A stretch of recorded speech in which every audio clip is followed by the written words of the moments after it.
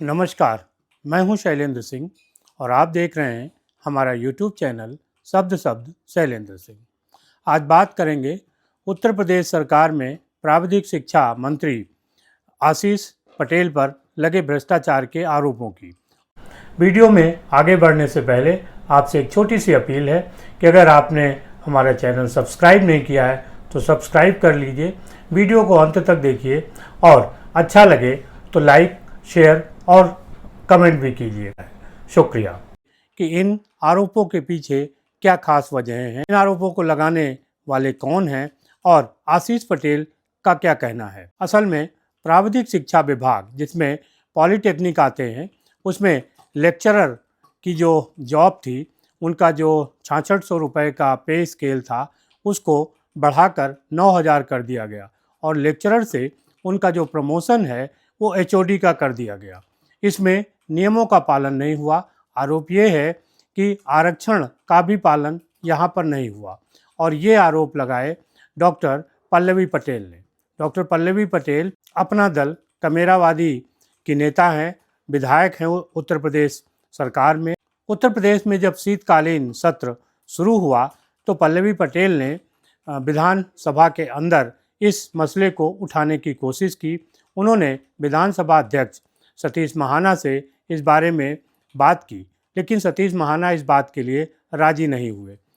दोनों के बीच एक लंबी बहस हुई। सुनिए कि ये बातचीत कैसी रही। व्यवस्था का प्रश्न है और भारतीय जनता पार्टी की मौजूदा उत्तर प्रदेश में इस समय कोई ऐसी अव्यवस्था नहीं है जिसके लिए व्यवस्था का प्रश्न उठाया ये बहुत बड़ा घोटाला है जिसको नहीं, घोटाले का विषय नहीं है। नहीं, ये कोई व्यवस्था में नहीं आता। आप बैठ जाइए please. No, you are not allowed. आप पीठ का सम्मान करेंगे। आप किसी भी विषय में, मैं किसी भी विषय को अनावश्यक बोलने की अनुमति नहीं दे सकता। नहीं, कोई जरूरी नहीं है कि न्यूसेंस करके अपनी बात कही जाए। प्लीज बैठ जाइए। No, you are not allowed. Allowed भी नहीं है। आप प्लीज बैठ जाइए। आप एक बहुत रिस्पेक्टेड महिला सदस्य हैं। मेरा आपसे निवेदन है, आप प्लीज बैठ। वो विषय नहीं बोलेगा। आप सुसंगत नियमों के अंतर्गत लेकर आए, मैं बोलने का अवसर दूंगा। कोई जनगणना नहीं। जनगणना देखिए, पूरा देश बहुत आगे बढ़ रहा है और आप अभी तक जातिवाद में फंसे हुए हैं। उसको छोड़िए, आगे बढ़िए ना। You are not allowed. मेरे को आपके लिए, आप जैसी महिला सदस्य के लिए कोई अगर कठोर आदेश जारी करना पड़ेगा तो मुझे अच्छा नहीं लगेगा। नहीं, न्यूसेंस से आप अपनी प्रेजेंस नहीं दिखा सकती। You are not allowed. मेरे को आपको बाहर जाने के लिए कहना पड़ेगा। आई विल नहीं। अगर आप यही चाहते हो कि अगर आप एक पढ़े लिखे सदस्य हो, मेरा आपसे रिक्वेस्ट है, आप प्लीज बैठ जाइए। No, you are not allowed. आवाज जो सुसंगत नियमों के अंतर्गत उठाइए। नहीं, आवाज कहीं भी कोई भी उठाने, ऐसे सारे लोग। प्लीज, आप, मेरा आपसे रिक्वेस्ट है, आप जाइए प्लीज। अगर आप ये नहीं है, यू आर नॉट अलाउड। कि इनका कोई भी लिखा नहीं जाएगा। जो कुछ लिखा गया उसको कुछ भी नहीं, ना तो लिखा जाएगा ना आपका माइक ऑन होगा। ये नहीं, ये आग्रह नहीं है। You are not allowed. मैं आपको अनुमति नहीं दे रहा। मैं आपको अनुमति नहीं दे रहा। आई एम नॉट गिविंग। तीसरी बार है, मैं आपको अनुमति नहीं दे रहा। बैठ जाइए। नहीं, मैं आपको नहीं। I am not asking you, I am requesting you to please take your seat with due respect. Please sit. Thank you. जब सतीश महाना इस बात के लिए राजी नहीं हुए कि पल्लवी पटेल इस मुद्दे को विधानसभा के अंदर उठाएं, उसके बाद पल्लवी पटेल ने विधानसभा में ही चौधरी चरण सिंह की प्रतिमा है उसके नीचे बैठकर धरना देना शुरू किया। इस धरने के बाद विधानसभा अध्यक्ष वहां पर आए और उन्होंने पल्लवी पटेल से कहा कि वो इस बात को आगे देख लेंगे, लिहाजा वो धरना अपना ख़त्म कर दें।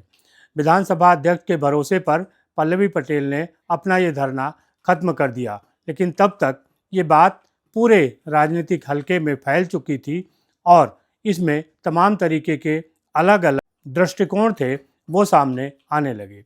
इसकी एक खास वजह ये भी है क्योंकि जिन मंत्री आशीष पटेल पर यह आरोप लगा है वो भी डॉक्टर पल्लवी पटेल के ही राजनीतिक पारिवारिक घराने से आते हैं।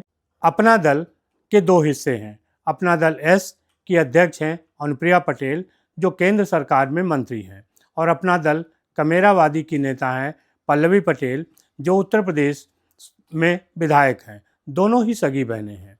आशीष पटेल अनुप्रिया पटेल के पति हैं और वो उत्तर प्रदेश सरकार में मंत्री हैं।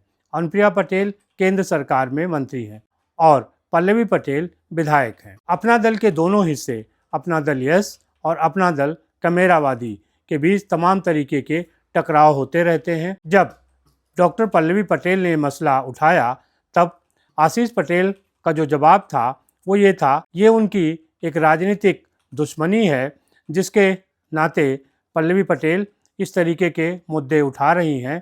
आशीष पटेल ने ये भी कहा, उन्होंने जो काम किया है उसमें किसी तरीके का कोई भ्रष्टाचार नहीं है और वो उत्तर प्रदेश के मुख्यमंत्री से आग्रह करते हैं कि इसकी जांच वो सीबीआई से करा लें और तब भी उन्हें किसी भी तरीके का कोई गड़बड़ी इसमें नहीं मिलेगी।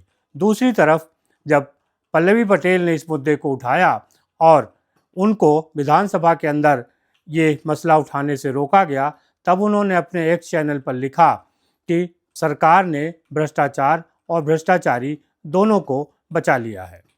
इसके बाद दोनों के बीच में ही एक तरीके का वाद विवाद एक्स चैनल पर शुरू हो गया। आशीष पटेल ने एक लंबा चौड़ा अपना वक्तव्य लिखा। उस वक्तव्य में उन्होंने कहा कि उनकी राजनीतिक हत्या करने की कोशिश की जा रही है और इसके पीछे जो लोग हैं उनसे वो डरने वाले नहीं हैं, साजिशों से वो डरने वाले नहीं हैं। आशीष पटेल ने अपने संदेश में ये भी लिखा कि उन्होंने जो 76,000 टीचरों की भर्ती में आरक्षण का मुद्दा उठाया था, उसके नाते ही ये बात कही जा रही है। दूसरी तरफ पल्लवी पटेल का कहना है कि इस मुद्दे से उसका कोई लेना देना नहीं है। ये मुद्दा इसलिए उठाया गया है क्योंकि यहाँ प्राविधिक विभाग में जिस तरीके का प्रमोशन हुआ उसमें आरक्षण का कोई पालन नहीं किया गया और नियम कानूनों की अनदेखी की गई। आशीष पटेल ने अपने वक्तव्य में एक प्रश्न चिन्ह लगाया सूचना विभाग पर। उनका कहना था कि 1700 करोड़ का बजट है और सूचना विभाग के कुछ लोगों के संपर्क में आने वाले लोग मंत्रियों का ही मान मर्दन कर रहे हैं। उत्तर प्रदेश का जो सूचना विभाग है वो मुख्यमंत्री योगी आदित्यनाथ के अंडर आता है, यानी वो उसके प्रमुख हैं। अब सूचना विभाग पर जिस तरीके का सवाल आशीष पटेल ने उठाया है उसका सीधा मतलब ये निकाला जा रहा है कि उन्होंने योगी आदित्यनाथ को भी निशाने पर लिया है। कई पत्रकारों ने इस बारे में ट्वीट भी किया और उनका कहना था कि जो लड़ाई दिल्ली और लखनऊ की चल रही है भारतीय जनता पार्टी में, ये उसी का एक घटनाक्रम है। लेकिन आशीष पटेल ने कहा कि उनके नेता योगी आदित्यनाथ हैं और प्रधानमंत्री नरेंद्र मोदी भी हैं। उन्होंने कहा कि अगर प्रधानमंत्री नरेंद्र मोदी किसी भी तरीके का संकेत दे देंगे तो उन्हें अपने पद से इस्तीफा देने में कुछ भी वक्त नहीं लगेगा। लेकिन जो राजनीति के जानकार हैं उनका कहना है कि ये लड़ाई इतनी सीधी नहीं है, क्योंकि आशीष पटेल ये कहते हैं कि पल्लवी पटेल के पीछे कोई और ताकत है जो उनको गाइड कर रही है और उनके गाइड करने के अनुसार ही पल्लवी पटेल चल रही हैं। जबकि पल्लवी पटेल का कहना है कि हम अपनी बात सिर्फ इसलिए उठा रहे हैं क्योंकि यहाँ आरक्षण का मुद्दा है।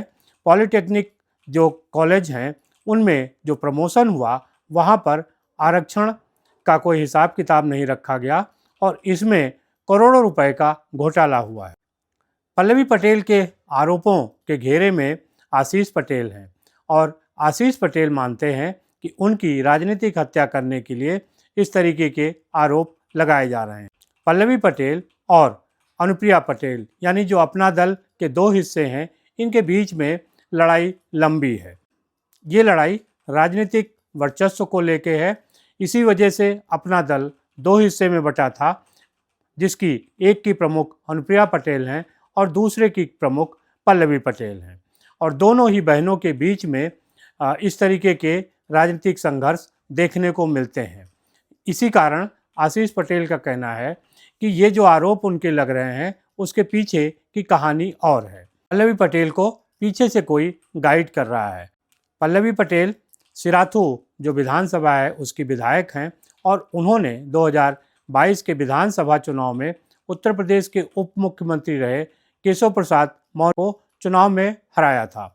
वैसे तो पल्लवी पटेल समाजवादी पार्टी की सहयोगी हैं और उन्हीं के टिकट पे वो चुनाव लड़ी थी, लेकिन उनका समाजवादी पार्टी के साथ भी कोई बहुत अच्छा तालमेल नहीं रहा है। चुनाव दर चुनाव कई बार विवादों के चलते अखिलेश यादव और पल्लवी पटेल के बीच में तनातनी होती रहती है। बावजूद इसके अभी भी वो समाजवादी पार्टी की विधायक हैं और अपना दल कमेरावादी की नेता हैं। पल्लवी पटेल बहुत ही मुखर वक्ता हैं। वो किसी भी तरीके से किसी के दबाव में या किसी के बहकावे में आने वाली नेता नहीं है।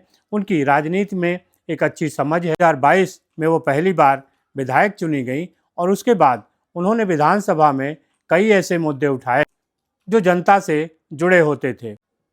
लोकसभा चुनाव में उन्होंने अपनी अलग राह भी चलनी शुरू की। ये बात और है कि उनको सफलता नहीं मिली। अब पल्लवी पटेल प्राविधिक शिक्षा विभाग में भ्रष्टाचार और घोटाले के मुद्दे को लेकर मुखर हैं। इसे राजनीतिक हलकों में जीजासाली की लड़ाई के रूप में भी देखा जा रहा है और एक राजनीतिक वर्चस्व की लड़ाई को भी माना जा रहा है।